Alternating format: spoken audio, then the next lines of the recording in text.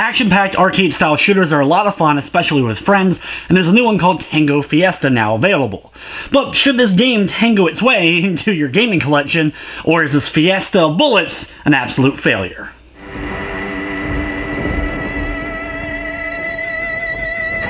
Tango Fiesta is an action-packed shooter featuring 6 playable characters and an emphasis on up to 4-player local multiplayer. Unfortunately, no online here.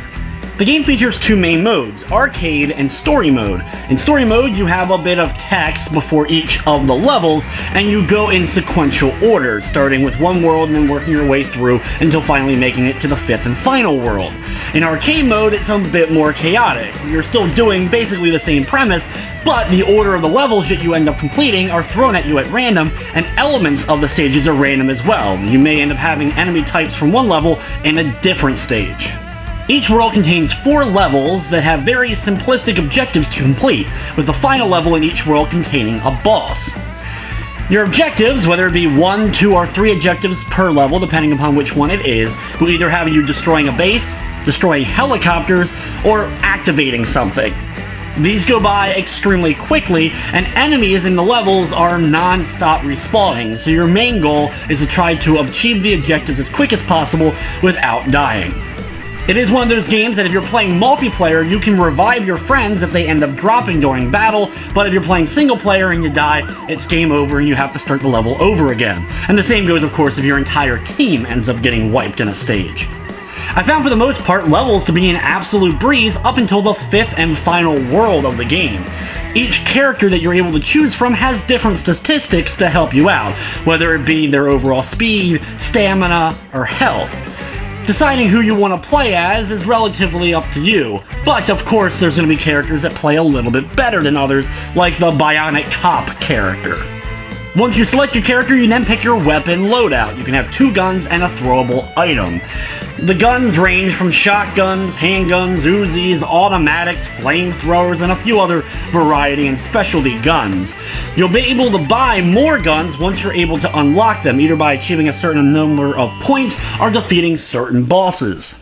The action is handled in a twin-stick style, where you're moving with the left stick and aiming with the right, though it's locked in one of 8 directions. It's not free range, so this leads to some times when you're not able to hit exactly what you're trying to do so. While the difficulty was rather lax a lot of the time, I did run into some trouble later in the game when these weird robots start following you around and consistently launching out explosives. This just became more of a nuisance than anything else and ended up taking away from some of the fun factor. The other enemies in general were an absolute cakewalk as far as being able to take care of them. Another factor that ended up grinding on me was just the overall hit detection when it came to the objects in the levels. When you're moving around, you constantly are getting snagged on every single thing, whether it be trees or grass or walls or even the dead corpses of the enemies that you're trying to deal with. Heck, sometimes I would defeat an enemy, they would drop an item, but I wouldn't be able to get to it because the item was behind a dead body that I couldn't bypass for one reason or another.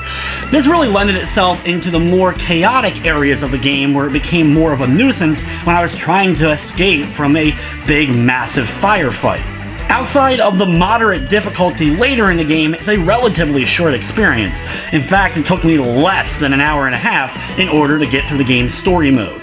From the technical side of things, the game didn't crash on me, but there was noticeable slowdown. When there was a lot of chaos going on, the game definitely started to chug.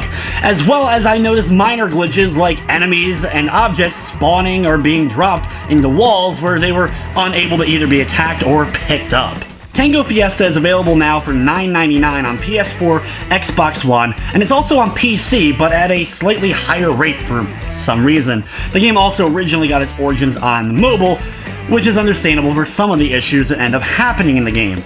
If you are on PlayStation 4 though, it does feature a full trophy list including a platinum, but it's definitely a grind as you have to kill a ton of unnecessary enemies in order to get a few trophies. Overall, Tango Fiesta is okay at best. There's a lot of games out there like this with an emphasis on multiplayer and twin-stick shooting, and in fact there's a lot better options out there. If you're looking for something that's similar as far as overall look to it, as it has that kind of 80s retro action feel to it, just go ahead and grab yourself Broforce. It's a much better experience, though it is a tad bit different. With everything said, I'm going to be giving Tango Fiesta a 4 out of 10. But anyway guys, it's going to wrap up this review. I'd like to thank you for watching, and of course I hope you enjoyed.